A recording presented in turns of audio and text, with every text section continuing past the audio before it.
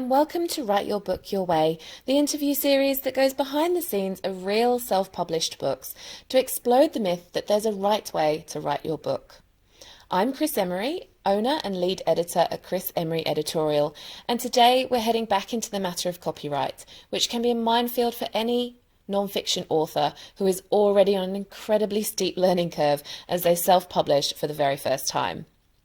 We're back for part 2 in this series with copyright lawyer and dear friend of mine, Kylie Pappalardo, who is here to help make sure you're not only protected but also doing the right thing by others. To recap her credentials, Kylie is a senior lecturer in the law school at the Queensland University of Technology. She researches intellectual property law and how it shapes the reach and diversity of our culture. Her work seeks to develop and inform law, public policy and industry norms that prioritise marginalised voices and diverse perspectives in the production and distribution of screen content.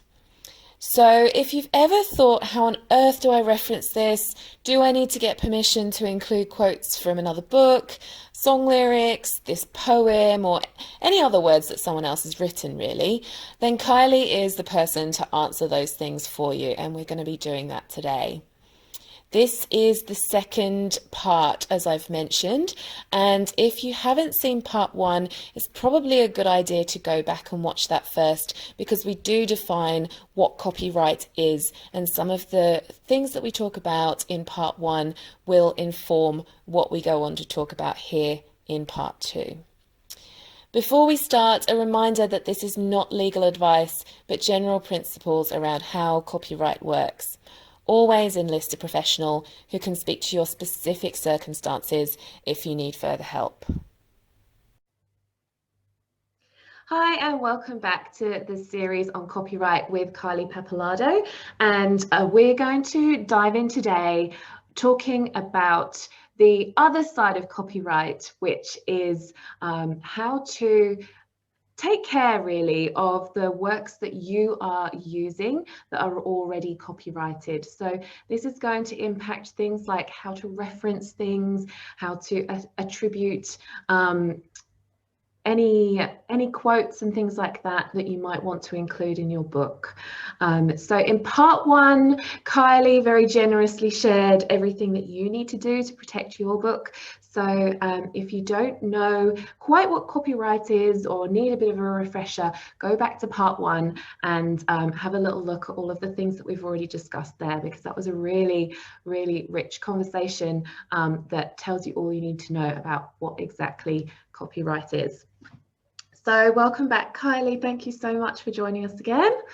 And I am going to just fire loads of questions at you, and hopefully we can get a good idea of what people need to do to basically reference material that they want to include in their book. So that's the major focus of most of the copyright info we're going to be talking about today.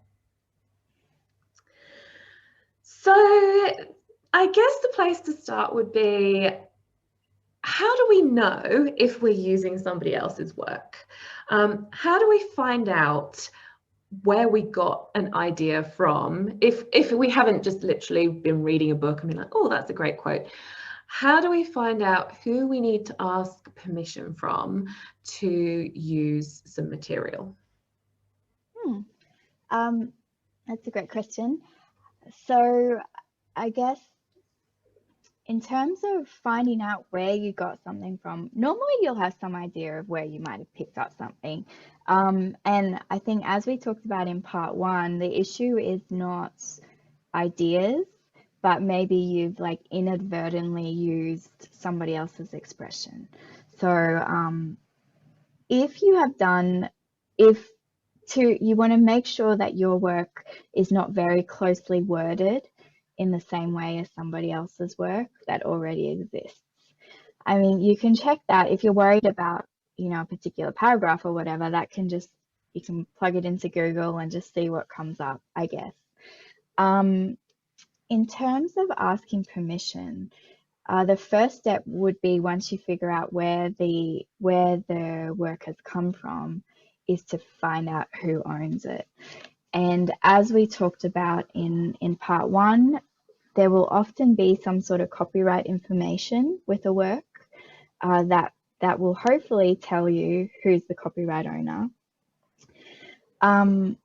Otherwise, sometimes it maybe requires a little bit of detective work just to see who seems to own that website or that blog post, and just shooting off an email, really.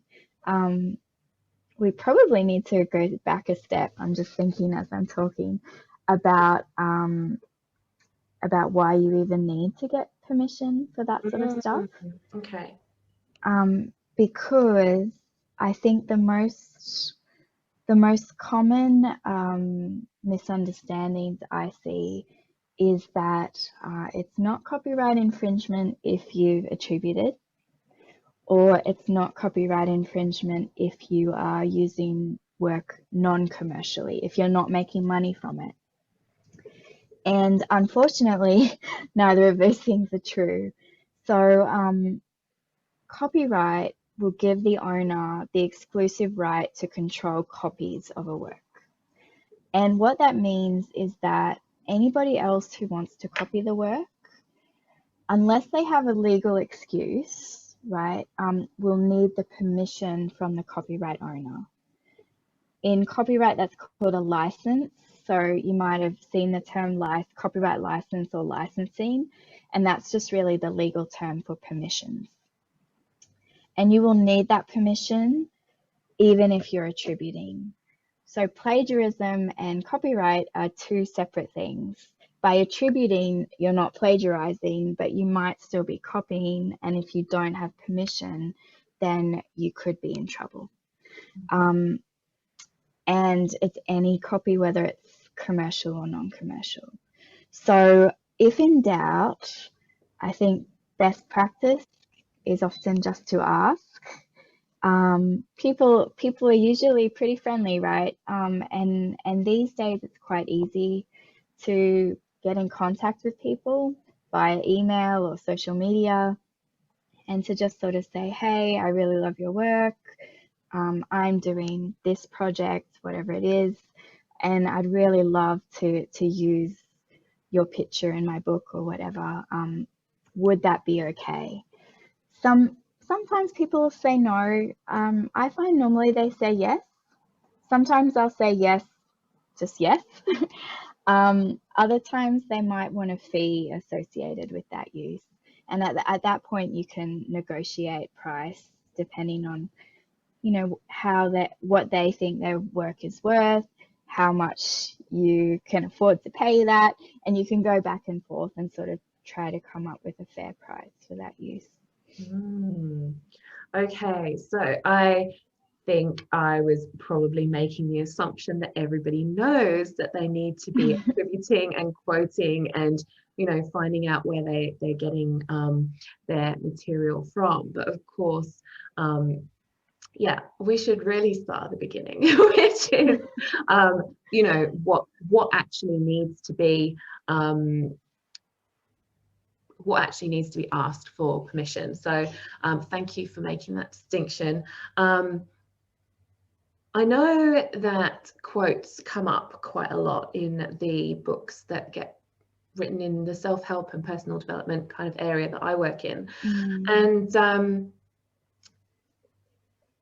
I think there is a bit of an idea that you can add quotes sort of liberally as long as they are attributed, which you've already explained is not necessarily a guarantee. Just because you've attributed something that you're not infringing copyright.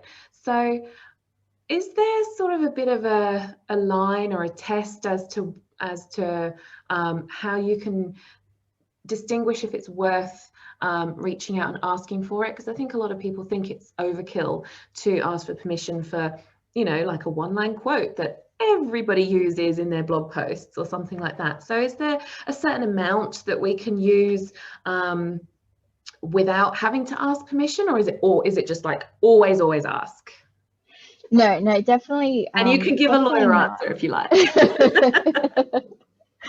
Yeah, I mean, it's a slightly complicated answer in that for copying to come within the realm of potentially copyright infringement, it has to be of a substantial part, is what the test is. Now, that is more complicated than it sounds because what the courts look at is both quantity and quality. So what a substantial part is will depend on the type of work.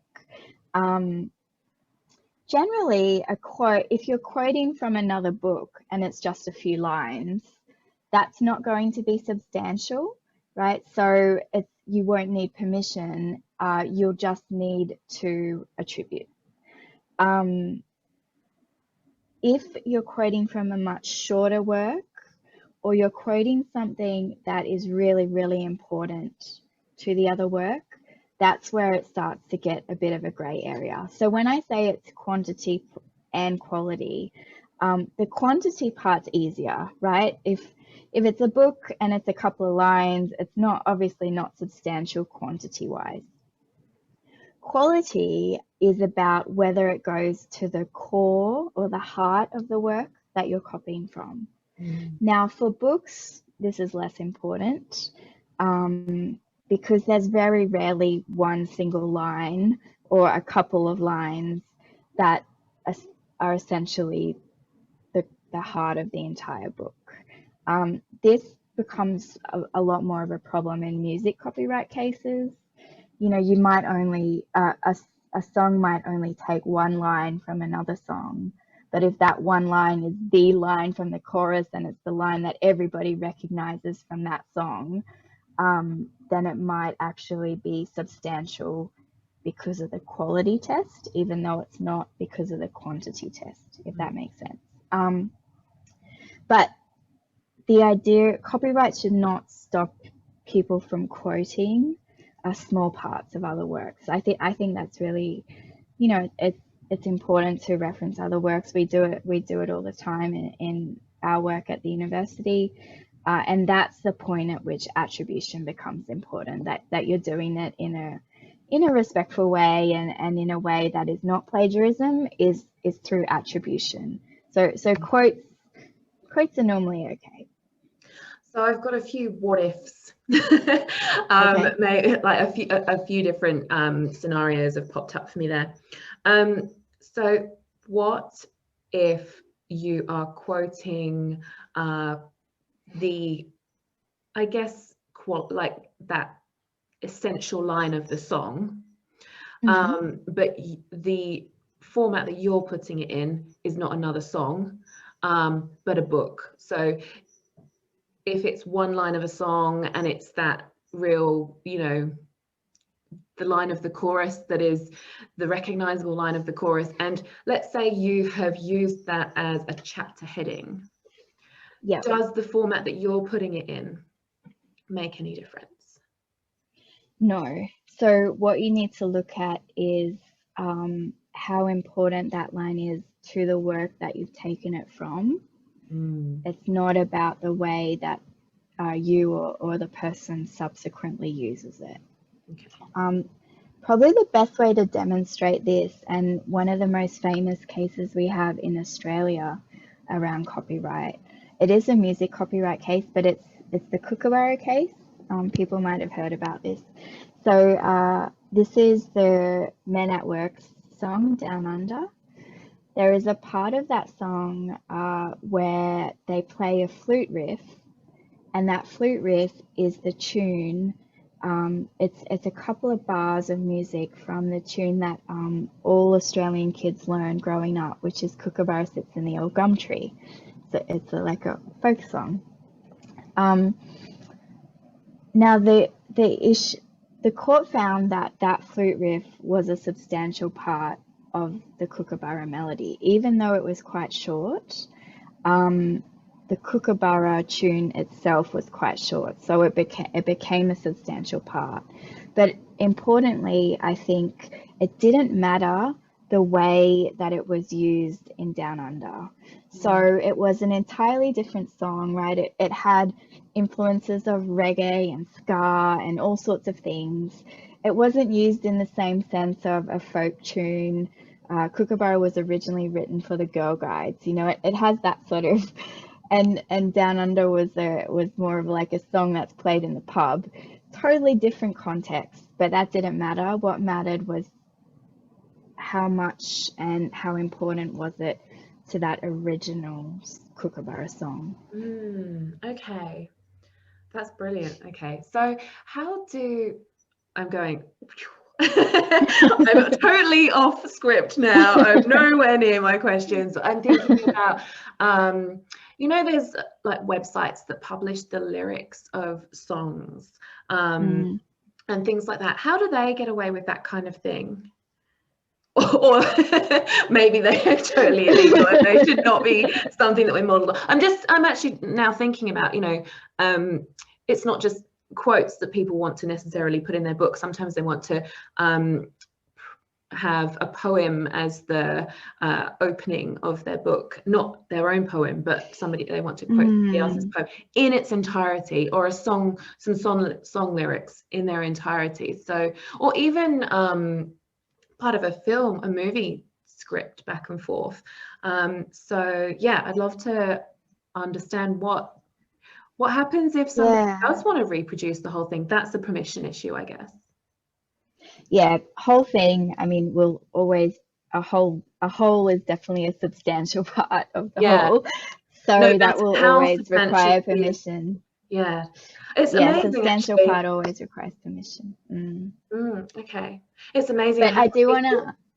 Sorry, interrupt. I haven't really thought about it being that way around. Like, just because it doesn't form a substantial part of your book, that has nothing to do with copyright. Okay. Yeah, and I guess I just wanted to unpack a few of the other things you said, because there was a lot in there. The thing about copyright is that sometimes it comes down to how risk averse you are, right? So I sometimes see examples of, and this is particularly the case with mainstream publishers, right? Mainstream publishers are extremely risk averse. So they want to make sure that the authors they're publishing have, crossed the T's and dotted the I's of everything. So even if at the beginning of a book there's like a very small quote, the publisher will usually want the author to get permission for that quote. Sometimes in situations where I would think, I don't know if that's really necessary, and I'm probably someone who would be a little bit more willing to take that risk. Other people are not. So sometimes it's a bit of seeing what risks you're comfortable with taking, because sometimes it gets to the point where it is a bit grey. There's no clear answer. You could ask different lawyers and they might have different opinions, and both of those opinions would be equally justifiable under law. The thing that is the variable that we don't know is how the copyright owner is going to react, and how a court might find, if they sued you, how a court would evaluate that. So sometimes it's a matter of sort of saying, this seems to be in a grey area. It could be a substantial part, because it could, it's maybe the most important line of the song that I want to put in the foreword of my book. If I'm worried, maybe I should ask permission. Maybe I feel okay to take the risk. It's not always clear cut, and there's a lot of what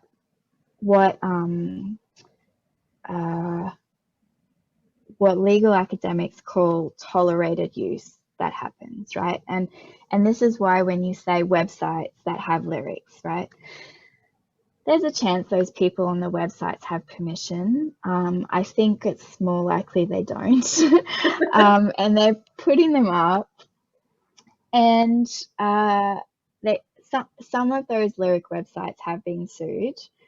Usually they're not, right? And they are uses that are technically infringing if they don't have permission.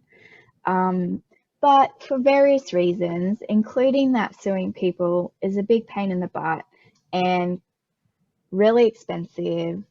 The copyright owners don't do anything about it, you know? So it's kind of infringing but tolerated, which is why we call it tolerated use.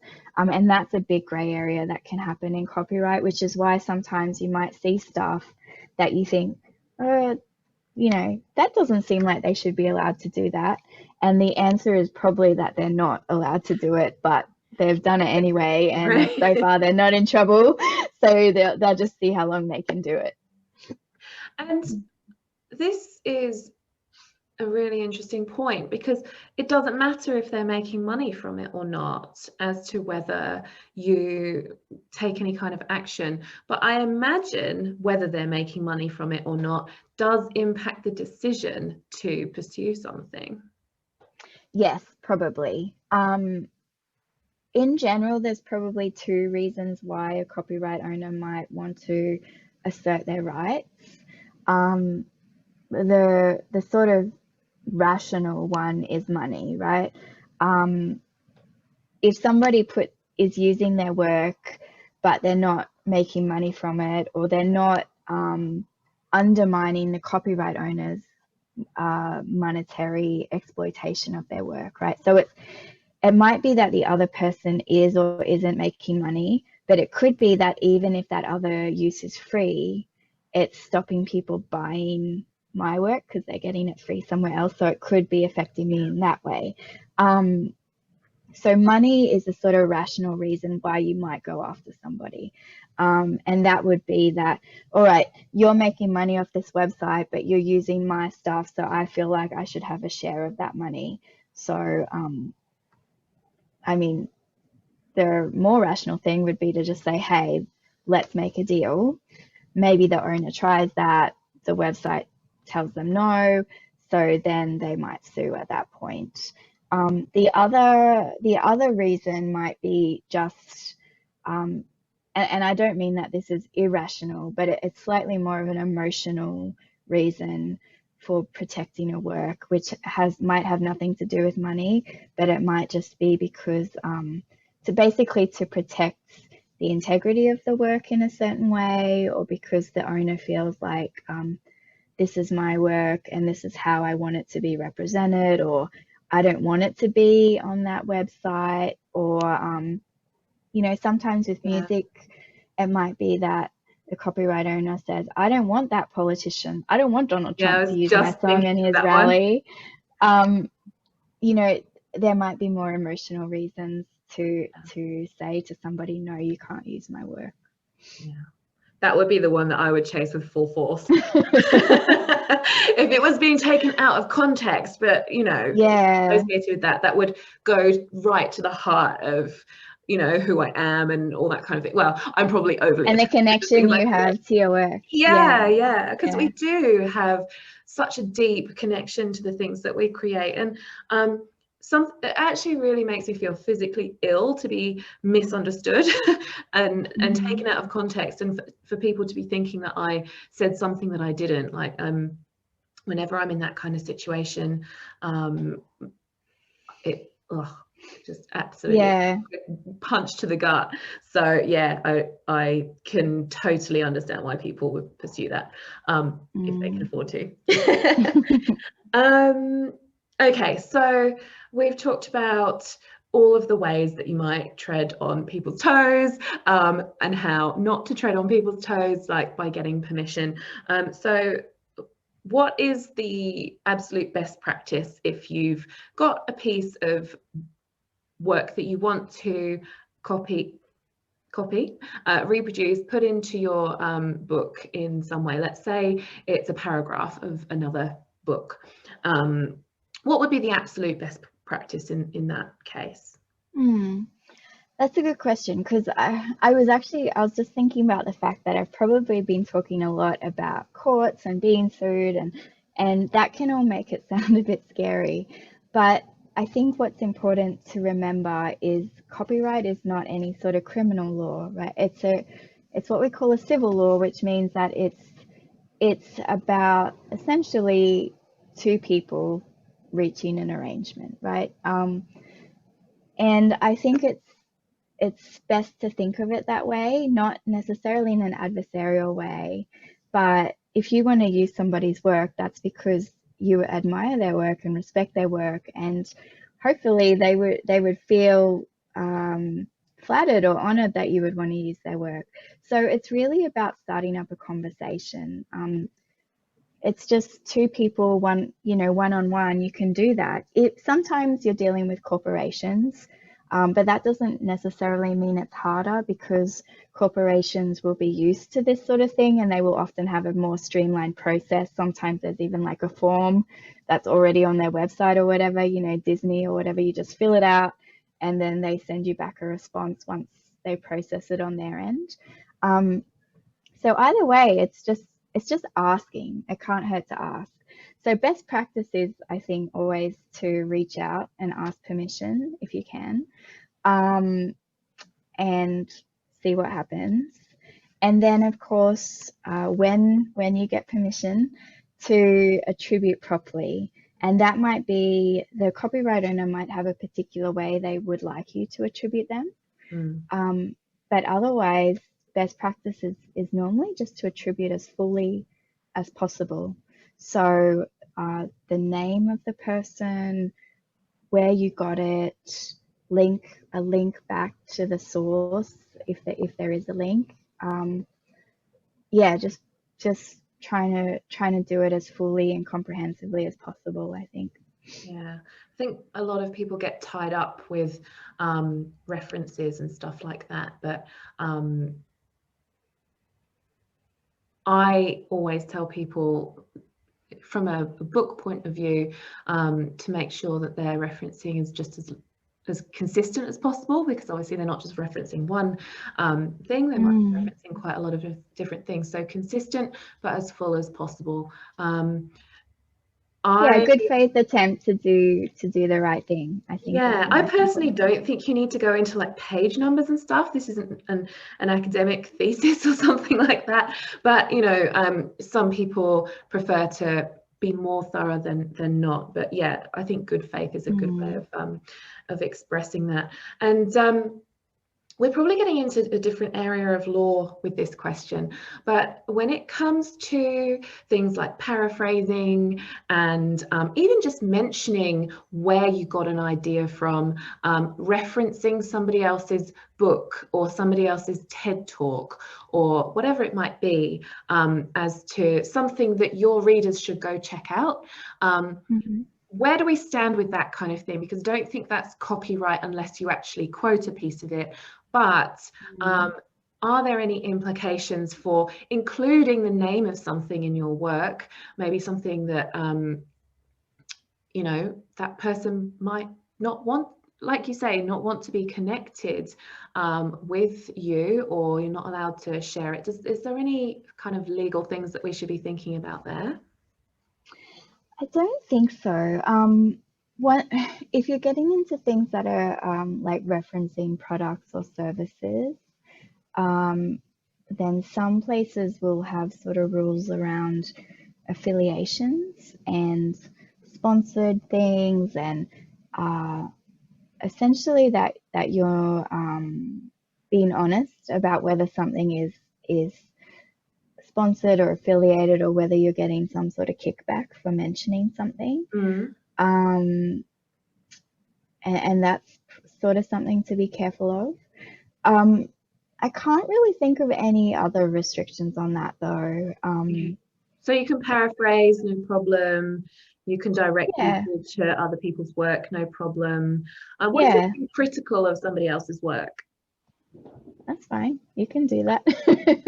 People are entitled to their opinions. And actually, that actually sort of leads me into something copyright related that I was just thinking about, which is that I've been talking exclusively about getting permission. But there are some reasons why people can use the work of other people without permissions. And these are the legal I love this. exceptions. Okay. Now, this is also complicated because legal exceptions will differ from jurisdiction to jurisdiction. This is one area where it's not as uniform around the world as other things. Those people in the US have a very good exception, which is known as fair use, which is normally just there are certain things the court will look at or a lawyer will look at to decide whether or not the use is fair. And that includes how much has been used, what context it's been used in. All the things I said were not actually important to infringement, about whether it's a commercial use, whether it's different from the original type of work that you've taken it from. All of those things might actually be considered in America under the fair use exception, which basically kind of asks, is this use impacting the copyright owner in any negative sort of way? And if it's not, if it's not a market that the copyright owner would ever really go into, if it's not costing them money, it's not harming them in any way, then the court might actually say, actually, this is a fair use, like stop having a hissy fit over nothing, essentially, and this person can do that thing. It's not hurting you. Other countries around the world, including Australia and including the UK, have much more limited exceptions. They're called the fair dealing exceptions. So in Australia, there are certain fair dealing exceptions, and you can only make a use if it falls within one of those limited exceptions. So in Australia, that is for criticism or review, parody or satire, research or study. Sorry, what are the others? Reporting the news. We have a new one for disability access, which is really great. So copying something for somebody with a disability, so that they can access it normally in a different format. I think I'm forgetting one, but it will come to me. But most of these scenarios, so for example, if I am reviewing something and I'm being critical, right, and I want to quote from it to give examples of why I think this movie is crap, and here's an example of the terrible dialogue, the movie people are never going to give me permission to do that, right? They don't want me to publish something saying their dialogue is awful, or the copyright owner might not want me to create something that parodies them and their work. So the scenarios where the law, as a matter of society, has said, actually, it's really important that people are able to do these things. It's important that we have dialogue and people can be critical or write reviews on things or whatever. We want to provide space to allow this to happen. We have exceptions for those things, which means as long as you're being overall fair, as long as your review is in good faith, your criticism is in good faith. I'm not just criticizing you because you're my competitor and I want to take you down. Then that will be fair and you won't need permission for that. I haven't really talked about those examples that much yet, because for the kind of work your clients will be doing, it's pretty limited normally. It doesn't cover ordinary quotation and ordinary uses. It's really just those particular things of you're a journalist reporting the news, or you're making a criticism or a review or a parody or satire, those sort of things. Perfect. Okay. I think we will leave it there for today, because we've gone from being in part one very clear cut to, in this part, really entering the grey areas of copyright. And that's a lot of information to absorb. But I think the bottom line is to probably understand how risk averse you are, and also understand where you are, like what the material is that you're using, and if in doubt, go more towards asking the permission and making sure that it's thoroughly referenced, so that you know, there's no ambiguity that you're doing the right thing.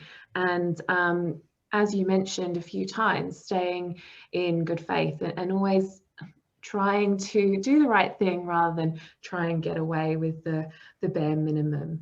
And I think with self-publishing, for sure, there can be a temptation to, whether it's cut corners or maybe even like this temptation just to get stuff out there really quickly, which might mean that we overlook doing some of these things that would be better off being done, because it doesn't just protect you from someone coming after you, but it also, you know, if you're taking care of other people's works, then you're upholding the principle that you know, copyright exists for good reason, to protect creators, which is also you when you're the person who's the author of something. So the bottom line is, you know, staying in good faith and understanding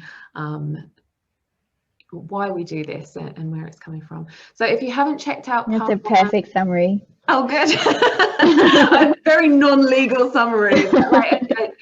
You know, we don't have laws for arbitrary reasons. You know, they're always they've been developed, and knowing you has really given me an appreciation for this. That they're not. I'm quite a rebel, so like when it comes to just following the rule, like I said in part one, actually, when it comes to following the rules for no good reason, I really need to know why. I need to appreciate like how we got here and why. If I've got a good reason for following these rules, then that's great. And it is really great to have that perspective that, you know, I am honouring other people's, you know, expressions of their creativity, and it's reciprocal. I also have those protections as well. So I think we'll leave it there for today. If you haven't checked out part one, where we go into kind of all the ways that you are protected and can protect your work, then I really encourage you to go and check out part one, because we explain kind of what copyright is, and obviously that then leads into the discussion we've had today about like best practice of what you should do in seeking permission to use other people's work. But I want to thank Kylie so very much for all your knowledge and for sharing it with the people watching today. My pleasure.